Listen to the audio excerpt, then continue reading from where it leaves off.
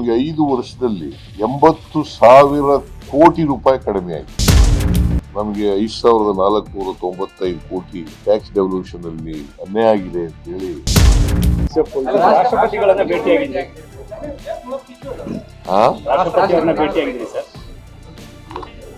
ನಾನು ಬೆಳಿಗ್ಗೆ ರಾಷ್ಟ್ರಪತಿಗಳನ್ನ ಭೇಟಿ ಮಾಡಿದ್ದೆ.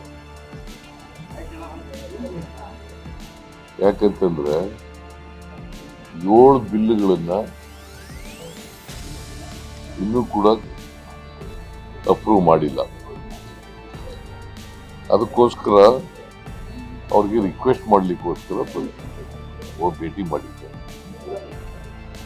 7 ಬಿಲ್ಗಳನ್ನು ಹೇಳಿದ್ದೀನಿ,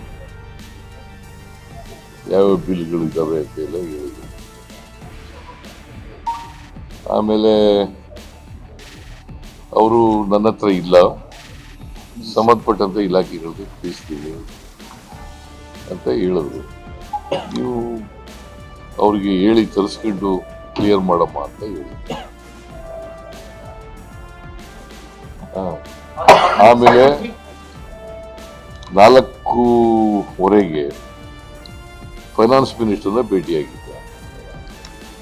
ಯಾಕೆ ಭೇಟಿಯಾಗಿದ್ದೆ ಅಂತಂದ್ರೆ, ಒಂದು ವಾರದ ಹಿಂದೆ 16 ಫೈನಾನ್ಸ್ ಕಮಿಷನ್ ಚೇರ್ಮನ್ ಮತ್ತು ಮೆಂಬರ್ಸ್ಗಳನ್ನ ಭೇಟಿ ಮಾಡಿದ್ದೆ. ನಾನು, ಚೀಫ್ ಸೆಕ್ರೆಟರಿ, ಫೈನಾನ್ಸ್ ಇಲಾಖೆಯವರು, ಮತ್ತು ರಾಯರೆಡ್ಡಿ, ನಾವೆಲ್ಲರೂ ಕೂಡ ಭೇಟಿ ಮಾಡಿದ್ದೆ. ಭೇಟಿ ಮಾಡಿ ಅವರಿಗೆ 2ನೇ ಮೆಮೊರಾಂಡಮ್ ಅನ್ನ ಕೊಟ್ಟೆ. ಅಡಿಷನಲ್ ಮೆಮೊರಾಂಡಮ್ ಅನ್ನ ಕೊಟ್ಟಿದ್ದು. ಕೊಟ್ಟು ನಮಗೆ 15ನೇ ಹಣಕಾಸಿನಲ್ಲಿ ಬಹಳ ಅನ್ಯಾಯ ಆಗಿದೆ. 14ನೇ ಹಣಕಾಸಿಗಿಂತ 15ನೇ ಹಣಕಾಸಿನಲ್ಲಿ ನಮಗೆ 14ನೇ ಹಣಕಾಸಿನಲ್ಲಿ 4.7% ಹಾರಿಜಾಂಟಲ್ ಆಗಿ ಟ್ಯಾಕ್ಸ್ ಡೆವಲ್ಯೂಷನ್ ಆಗಿತ್ತು. 15ನೇ ಹಣಕಾಸಿನ ಆಯೋಗದಲ್ಲಿ 3.6 ಆಗಿದೆ. ದಟ್ ಮೀನ್ಸ್ ಟು ಸೇ 1.1% ಕಡಿಮೆ ಆಗಿದೆ. ಅದರಿಂದ ಸುಮಾರು 23%ಗೂ ಹೆಚ್ಚು ನಮಗೆ ಕಡಿಮೆ ಆಯಿತು. ನಮಗೆ 5 ವರ್ಷದಲ್ಲಿ 80,000 ಕೋಟಿ ರೂಪಾಯಿ ಕಡಿಮೆ ಆಯಿತು. ಟ್ಯಾಕ್ಸ್ ಡೆವಲ್ಯೂಷನ್ ನಲ್ಲಿ 68,000 ಕೋಟಿ, ಮತ್ತೆ ಸ್ಪೆಷಲ್ ಗ್ರಾಂಟ್ಸ್ ನಮಗೆ 5,495 ಕೋಟಿ ಟ್ಯಾಕ್ಸ್ ಡೆವಲ್ಯೂಷನ್ ಅಲ್ಲಿ ಅನ್ಯಾಯ ಆಗಿದೆ ಅಂತೇಳಿ ಅದನ್ನು ಸರಿಪಡಿಸ್ಲಿಕ್ಕೋಸ್ಕರ 5,495 ಕೋಟಿ ಕೊಟ್ಟಿದೆ.